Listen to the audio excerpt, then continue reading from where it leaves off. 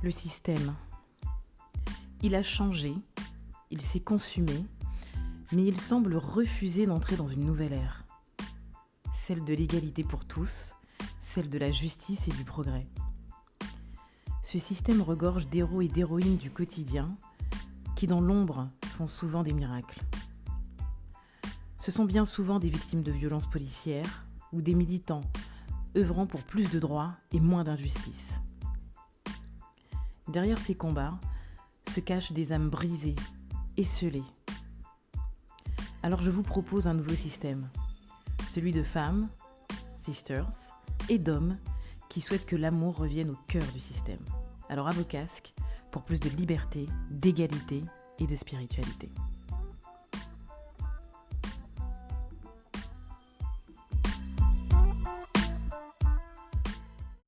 Bonjour à tous et bonjour à toutes. Bienvenue dans ce nouvel épisode de Système. Alors pas d'invité aujourd'hui parce que de temps en temps, j'aurais envie de vous faire part de mes réflexions et surtout de mes analyses du système. Et aujourd'hui, on va parler de l'Ubuntu. J'ai repris la lecture récemment. Voilà, je lisais plein de choses, mais pas ça. Et j'ai commencé la lecture d'un bouquin de Mungi Ngoman, qui est la petite fille de Desmond Tutu, intitulé Ubuntu, je suis, car tu es, leçon de sagesse africaine. Et ça m'a permis de faire des parallèles avec beaucoup de choses et beaucoup d'événements de chez nous. Et je me suis posé la question de savoir quel était l'héritage que nous avions dans nos sociétés post-coloniales, aux Antilles, en Guyane, à La Réunion, concernant l'Ubuntu, et savoir aussi si cet Ubuntu pourrait constituer un modèle d'avenir pour nous, afrodescendants. Alors, l'Ubuntu, c'est quoi ? C'est surtout une philosophie africaine dont la maxime « je suis parce que nous sommes » définit vraiment une vision du monde fondée sur l'interdépendance et la solidarité. Donc, cette maxime, en fait, elle a vraiment traversé les âges et les sociétés. Et d'ailleurs, c'est plus qu'un principe moral, puisque l'Ubuntu a façonné des modes de vie collectifs, des stratégies de survie et des formes de gouvernance alternatives. Donc, il y a vraiment quelque chose à la fois d'économique, de politique et de spirituel finalement dans l'Ubuntu. Alors des habitations esclavagistes aux sociétés marronnes de Guyane par exemple, en passant par les mouvements sociaux des Antilles, l'Ubuntu a servi de socle à la reconstruction identitaire et à la résistance finalement face à l'oppression. Donc aujourd'hui encore, l'Ubuntu influence des modèles politiques et économiques, notamment au Cap-Vert. Et oui, au Cap-Vert, voilà les Cap-Verdiens, bonjour à vous, voilà, où il contribue à un développement inclusif et participatif. Donc ce voyage sociologique nous montre aussi comment l'Ubuntu, loin d'être un concept du passé, peut offrir des solutions aux défis contemporains et inspirer une organisation sociale beaucoup plus équitable.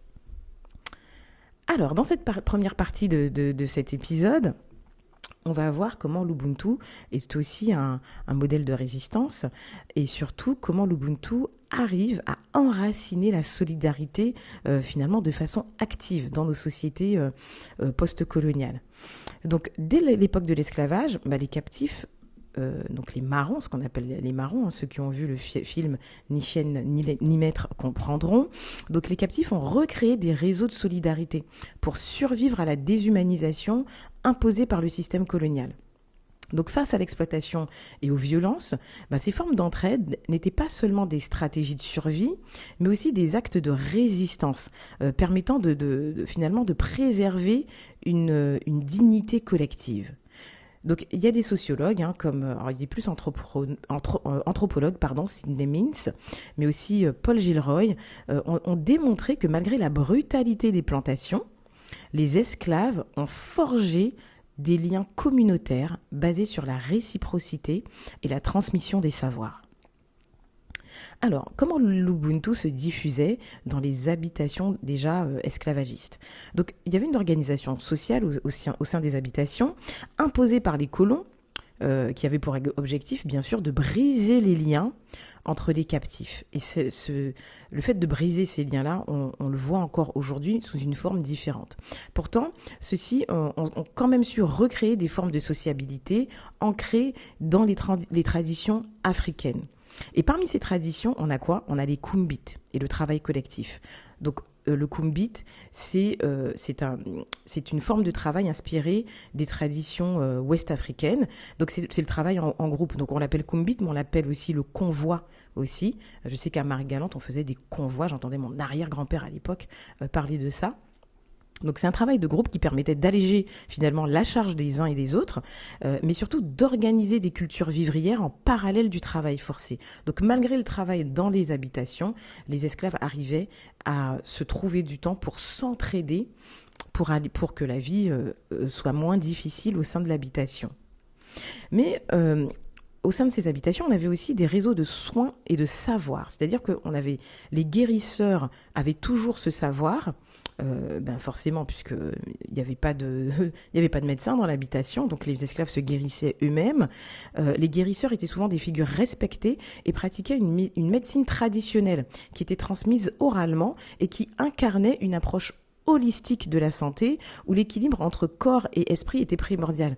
Donc aujourd'hui, quand on entend parler de pratiques holistiques, de pratiques énergétiques, sachez que dans la société occidentale, ce sont des choses qui sont remixées. C'est-à-dire que l'Occident va toujours aller chercher dans des sociétés africaines, indiennes, aussi asiatiques, beaucoup en Asie, on le voit avec le yoga, qui est revisité souvent, mais tout ce qu'on nous vend comme tendance en Occident, sachez que ça part toujours d'une tradition liée à des peuples autochtones ou à des peuples déportés. En tout cas, c'est la colonisation qui veut ça. On prend les idées, c'est comme la permaculture. La permaculture naît dans les habitations esclavagistes, puisque ce sont ce qu'on appelle aujourd'hui les jardins créoles. Et puis on a les sociétés marronnes. Les sociétés marronnes symbolisent pour moi l'Ubuntu en action. Donc le marron, c'est cet esclave qui va fuir les plantations, on le voit toujours dans le film Ni chaîne ni maître, et donc les esclaves marrons vont fonder des villages autonomes où le partage des ressources et la gouvernance collective garantissaient la survie du groupe. Donc ces communautés étudiées par Richard Price ont développé des structures de parenté élargies et des conseils d'anciens régulant la vie sociale selon des principes de justice réparatrice. Et franchement, les conseils d'anciens, moi j'entendais, mon père me racontait comment ma grand-mère paternelle, m'en fait, organisait des sénats chez elle pour organiser sa maison, enfin sa vie de famille, mais aussi le quartier. Voilà, ma grand-mère c'était la matriarche et on revoit aussi ces conseils d'anciens au sein des cours. Par exemple, je ne sais pas si vous avez écouté cet album de Dominique Coco, la Kuzaboka. La cour était organisée comme un conseil de sages. Et je pense qu'on devrait revenir à ça. Et parmi ces conseils, ces sénats, on s'organisait pour se dire, on a Madame Intel qui est malade en ce moment, elle est toute seule, qui va se relayer tous les jours ou tous les 2 jours pour lui apporter à manger, qui va se relayer pour lui faire son ménage, qui va se relayer pour appeler le médecin pour elle. Dans les sénats, on organisait le quartier en se disant, on n'attendait pas sur l'État pour venir nettoyer la rue. C'était un tel qui était désigné. Tous les premiers samedis du mois, c'était un groupe de personnes qui allaient nettoyer la rue. La société, nous, en tant que personnes colonisées, on pouvait s'organiser et on avait de très bons moyens de s'organiser.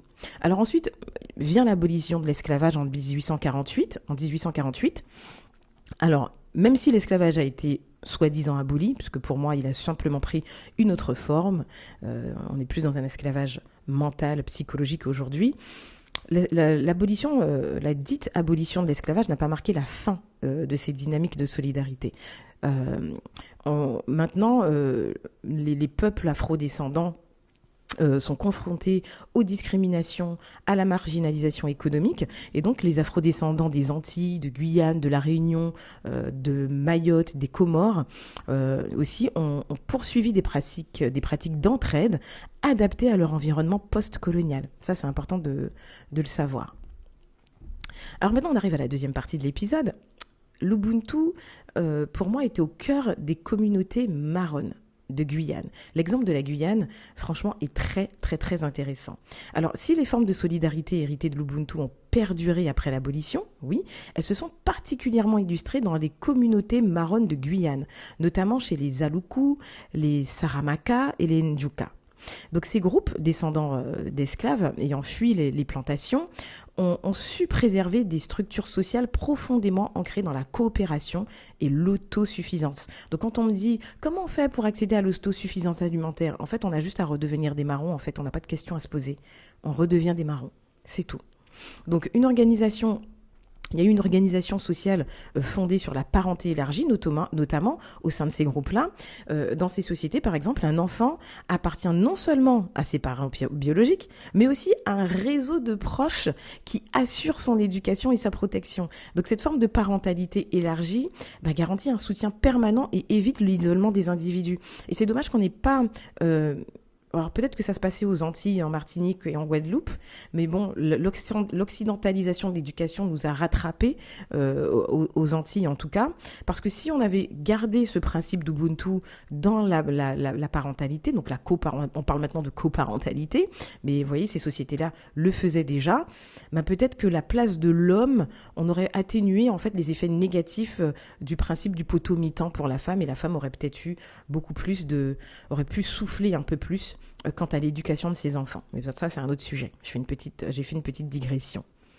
Alors, dans ces sociétés-là, aussi en Guyane, ces sociétés étaient basées sur la gestion collective des ressources, sur le partage. Donc, contrairement au modèle de propriété privée occidentaux, la terre et la forêt sont considérées comme des biens communs.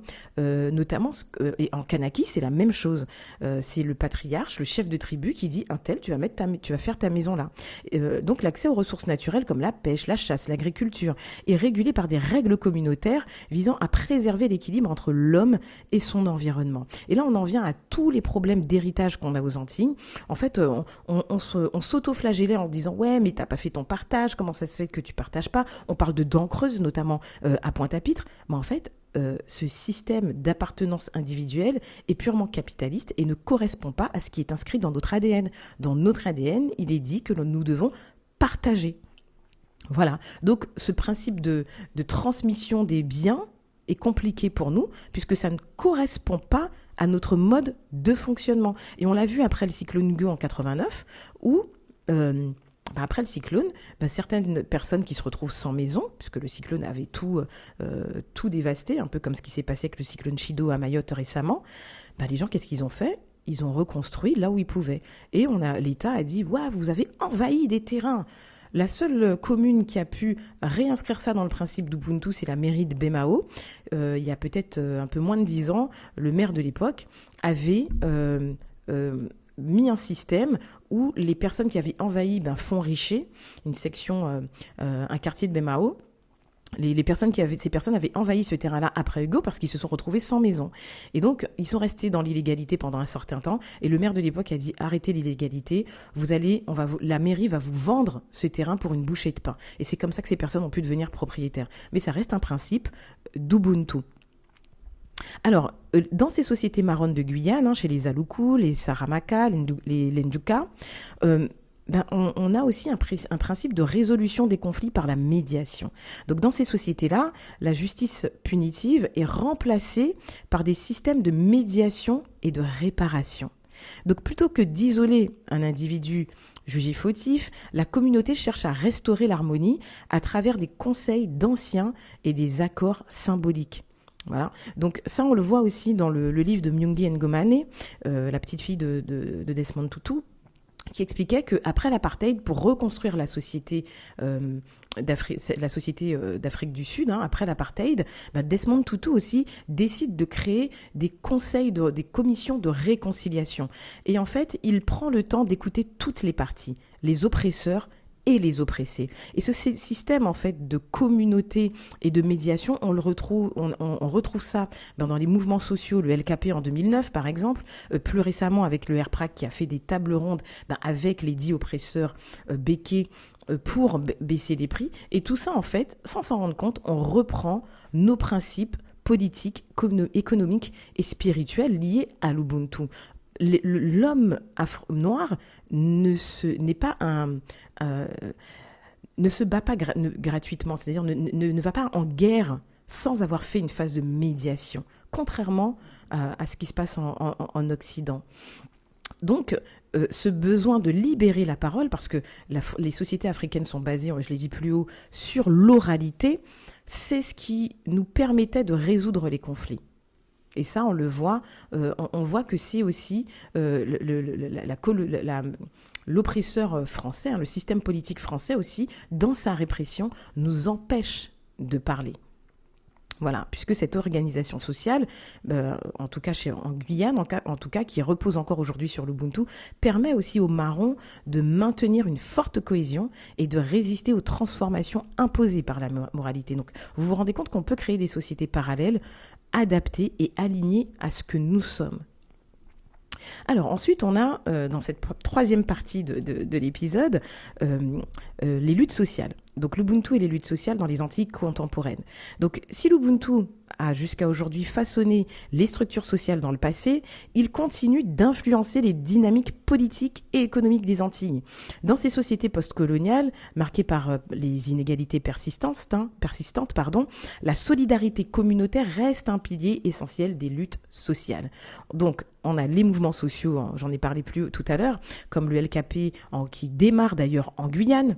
On l'oublie souvent, le mouvement LKP démarre en Guyane en 2008 où les Guyanais se soulèvent contre le prix de l'essence. Et puis ça fait un effet boule de neige ensuite avec la Guadeloupe et la Martinique.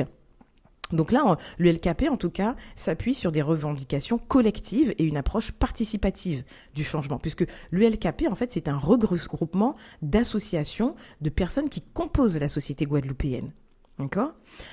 Il y a encore autre chose au niveau de la revendication sociale, mais c'est plutôt une revendication plus douce et qu'on ne voit pas et qui n'est pas visible. Ce sont les chitous, ce qu'on appelle les chitous, les tontines et les coopératives. Donc en fait, les sociétés asiatiques aussi utilisent beaucoup la tontine pour créer une économie financière parallèle. Donc ce qui permet aux communautés de se financer sans passer par les banques. Voilà, en Afrique, si quelqu'un veut acheter un terrain, il passe par une tontine. Par une tontine, pardon, pas par une tantine. Et par une tantine qui peut-être participe à la tontine. Bref, vous m'avez compris. Donc là, on perpétue une économie solidaire à travers les tontines et les coopératives agricoles, même s'il y en a très peu aujourd'hui. Mais pour moi, la coopérative agricole, c'est ce qui va nous permettre de créer une autosuffisance alimentaire. Et puis ensuite, on a les cultures artistiques et spirituelles. Le reggae en Jamaïque, le gros-ka chez nous en Guadeloupe, ou alors le vaudou en Haïti. Ces pratiques-là jouent un rôle fondamental dans la transmission des valeurs collectives et le maintien du lien social. Donc et d'ailleurs, les cultures artistiques et spirituelles permettent en fait de réaligner en fait l'afro-descendant dans cet environnement occidental qui n'est pas le sien. D'accord ? Et autour de ça, on peut retrouver la réconciliation. Par exemple, je fais un clin d'œil à mon frère Bouana qui, lui, de par son métier de médiateur social, intègre l'Ubuntu et transmet les valeurs d'Ubuntu dans son travail en créant des concerts solidaires pour rétablir la paix dans les quartiers. Vous voyez ? Donc, la culture, la musique, le gros cas aussi, tous nos grands chanteurs de gros cas, j'ai un clin d'œil à Aurel Niçoise par exemple, toutes ces personnes-là maintiennent une culture qui est façonnée autour de valeurs communautaires liées aussi à l'Ubuntu. Donc on peut dire aussi que l'Ubuntu, c'est un levier d'émancipation et de transformation sociale qui offre finalement une alternative aux logiques individualistes imposées par le capitalisme et par extension par la mondialisation. Alors c'est bien beau de vous parler de tout ça. Vous allez me dire, ouais, c'est très théorique, Karine. Mais je trouve que, là, je vais vous donner un exemple concret d'une nation qui s'est érigée grâce à l'Ubuntu. Et là, on va parler du Cap-Vert. Le Cap-Vert, pour moi, c'est un modèle politique et économique inspiré de l'Ubuntu. Donc l'Ubuntu ne se limite pas à des structures informelles.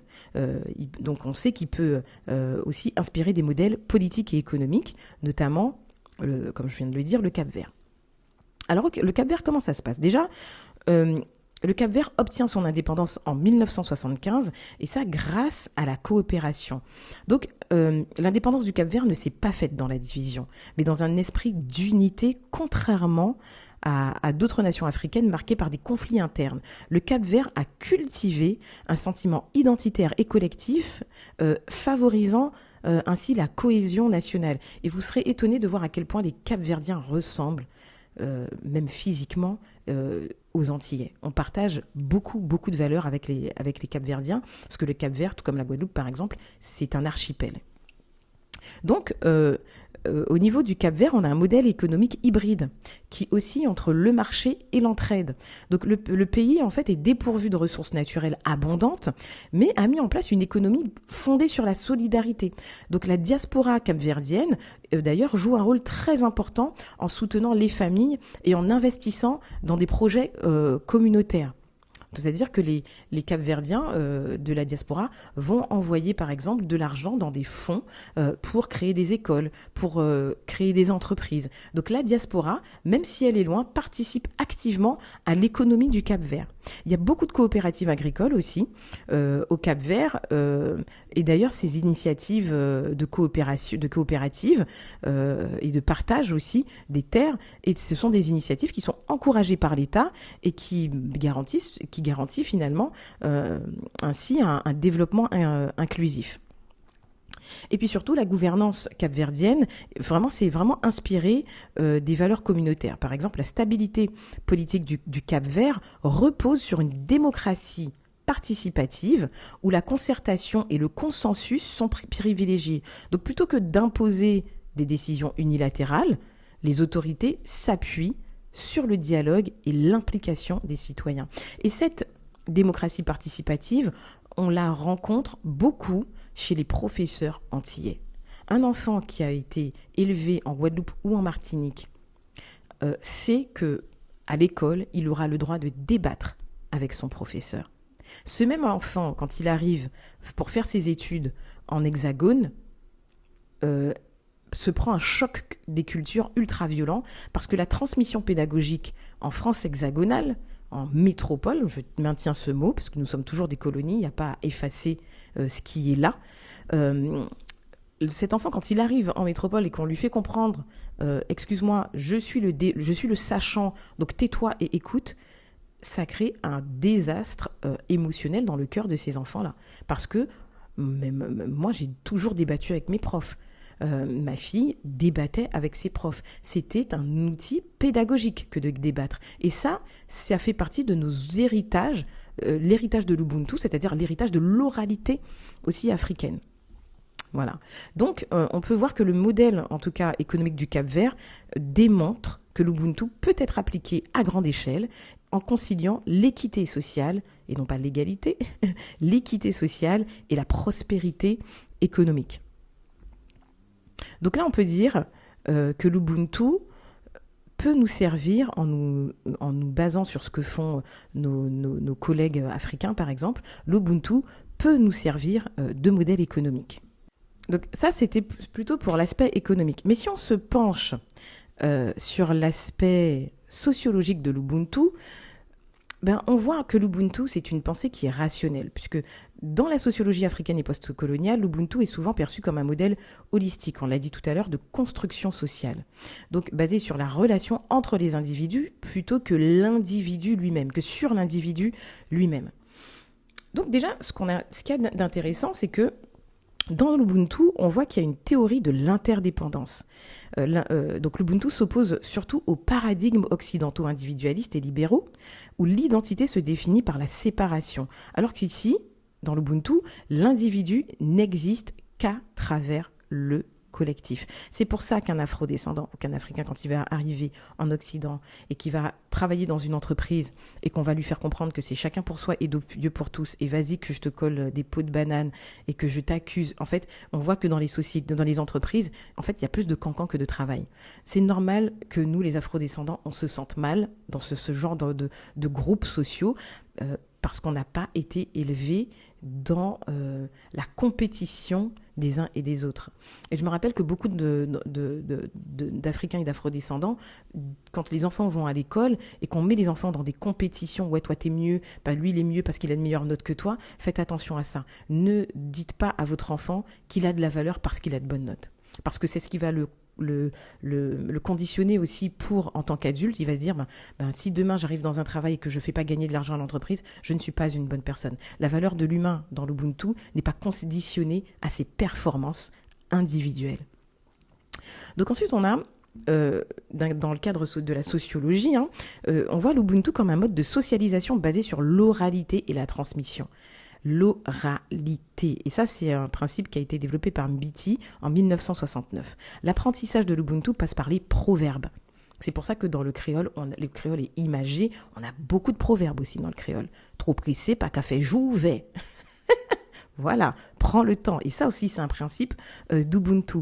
Donc les rituels et l'observation des aînés mettant en avant l'importance de la mémoire et des ancêtres. C'est pour ça que les EHPAD ne se sont pas développés rapidement aux Antilles. On voit quelques EHPAD qui ont été construits, mais s'il vous plaît, arrêtez ça. Mais remettons en place les principes d'Ubuntu pour que nos anciens n'aillent pas à l'EHPAD. Mettre un ancien à l'EHPAD, c'est détruire sa mémoire ancestrale. Sachez-le. Alors, il y a un système de valeurs normatifs aussi au sein de l'Ubuntu. Donc, l'Ubuntu, ce n'est pas seulement une philosophie abstraite, mais un ensemble de règles, de conduite structurant les interactions sociales, notamment à travers le respect des aînés. En Occident, on ne respecte pas les aînés. Une fois que vous vieillissez, vous devenez un bon à rien. Alors que dans les sociétés africaines, plus vous vieillissez, plus vous êtes respecté. Vous voyez ? Donc, ces règles, basées sur le respect des aînés, mais aussi sur l'entraide et le devoir de solidarité. Aider l'autre, c'est un devoir. Et souvent, on se dit, ouais, mais moi, je suis tout le temps en train d'aider les autres, je ne pense pas à moi-même. Oui, on doit se recentrer sur soi-même, et l'Ubuntu nous apprend qu'on doit prendre le temps de prendre soin de soi pour continuer d'être utile à la société. Alors que l'Occident va te dire, ouais, prends soin de toi, parce que aider les autres, franchement, ça va rien te rapporter. Attention, nuance. Et c'est pour ça que dans les sociétés antillaises et africaines, tout prend du temps. Et moi-même, j'ai pris du mal à le comprendre. J'ai dû m'éloigner de mon île pour le comprendre. J'ai dû prendre du recul par rapport à mon île pour le comprendre. Le fait que les choses prennent du temps chez nous, c'est normal. On doit prendre soin de nous pour continuer d'être utile aux autres. Alors, on a parlé tout à l'heure des habitations esclavagistes. On va parler aussi des stratégies de résistance collective, puisque sous l'esclavage, les captifs ont mis en place des formes de solidarité et d'entraide pour contourner la domination coloniale. Donc, plusieurs sociologues, notamment Sidney Mintz et Paul Gilroy, on l'a dit tout à l'heure, ont montré comment les sociétés esclavagistes ont paradoxalement donné naissance à des espaces de recomposition identitaire collective. Recomposition identitaire collective. Notez ça, parce que c'est le travail que l'on devra mettre en place à partir d'aujourd'hui pour continuer d'exister et surtout pour reconstituer notre humanité. Donc là, le nous, c'est un rempart contre la déshumanisation au sein des habitations. Les esclaves étaient considérés comme des marchandises, donc, mais ils ont recréé cette humanité collective par des rituels, des chants et des solidarités informelles. Le RPRAC l'a montré au cours du dernier semestre de l'année 2024. Ensuite, on a des réseaux de marronnage comme alternative sociopolitique. Le marronnage, c'est une alternative économique et sociopolitique. Donc les sociologues ont analysé les communautés marronnes comme des sociétés de contre-pouvoir. Donc c'est vrai que j'entends beaucoup de personnes dire « ouais, on n'a pas à aller demander à l'État français si on a le droit de faire ci ou si on a le droit de faire ça ». Et effectivement, les personnes qui pensent comme ça sont alignées avec leur propre Ubuntu. C'est-à-dire que l'organisation sociale pour ces personnes se fonde sur l'entraide et l'autonomie économique. On n'a rien à demander, on doit faire parce que nous sommes. Et puis ensuite, on a l'éthique de la réciprocité. On crée une énergie positive en fait sur l'habitation à ce moment-là, parce que malgré des conditions extrêmes et inhumaines, les esclaves échangeaient savoir-faire, soins et protection en fonction des besoins du groupe. Donc ce qui veut dire qu'au sein de l'habitation, il y avait, grâce à l'Ubuntu, une transmission des traditions, mais ici une grande agilité, une grande adaptabilité. Et puis ce regard sociologique sur l'Ubuntu est très intéressant puisque l'Ubuntu persiste. On l'a vu tout à l'heure que l'Ubuntu persiste dans les sociétés post-esclavagistes. Donc après l'abolition, les afro-descendants ont conservé des formes d'organisation collective et étudiées notamment par Frantz Fanon et par Stuart Hall. Donc les sociétés de secours mutuels et la sociologie de la résilience. C'est-à-dire que, je ne sais pas si vous vous souvenez, mais en Guadeloupe, on a ce qu'on appelle le palais de la mutualité. Et c'est un lieu qui est hautement symbolique parce qu'en Guadeloupe, beaucoup de mutuelles se sont créées. Je pense par exemple à la mutuelle Margaillard qui date de cette époque-là.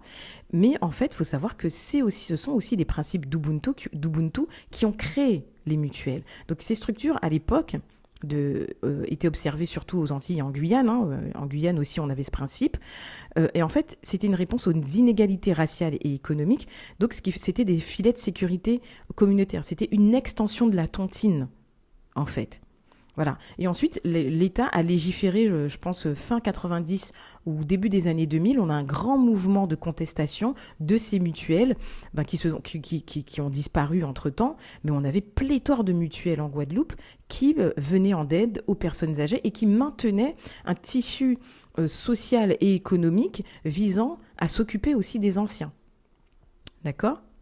Et puis on a aussi les luttes syndicales et politiques comme expression de l'Ubuntu. Donc la sociologie des mouvements sociaux, on peut voir les travaux de Tilly en 1978, montrent que ces luttes aussi reposent sur des liens forts entre les membres et une conception collective de la justice. En ce moment, on le voit aussi avec l'acharnement judiciaire contre les militants dans les Outre-mer.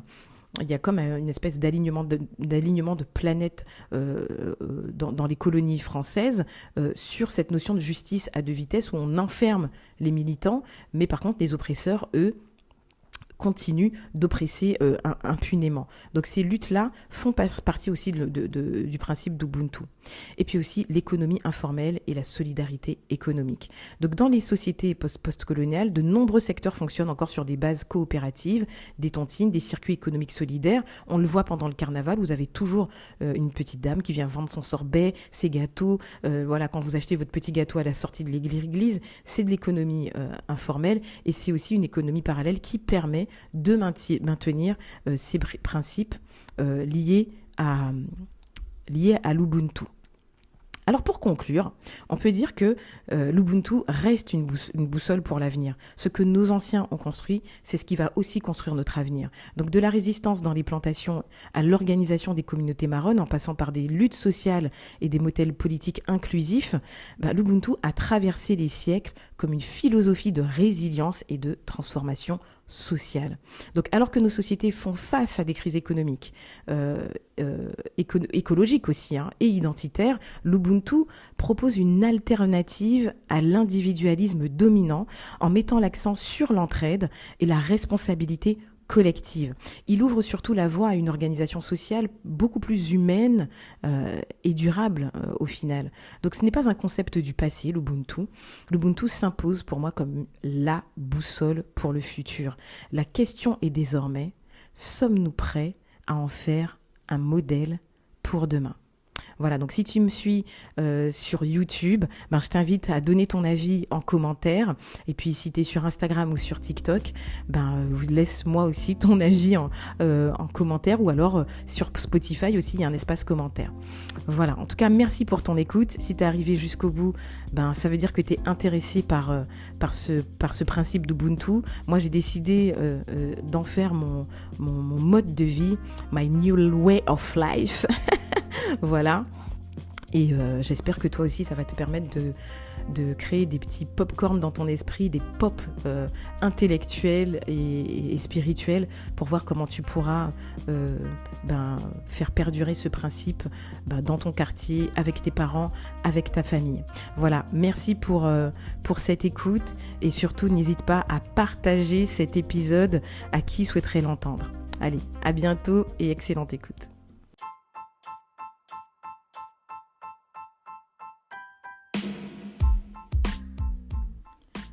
Si vous êtes encore ici, c'est que vous vous êtes imprégné de toutes les paroles diffusées au cours de cet épisode. Et je vous en remercie vivement. Si vous aussi, vous voulez œuvrer vers un autre monde, alors merci de partager cet épisode à qui voudra l'entendre. Soyons tous des colibris qui répandent les prémices d'un nouveau système. Rendez-vous pour le prochain épisode sur toutes les plateformes de diffusion de podcasts. À bientôt.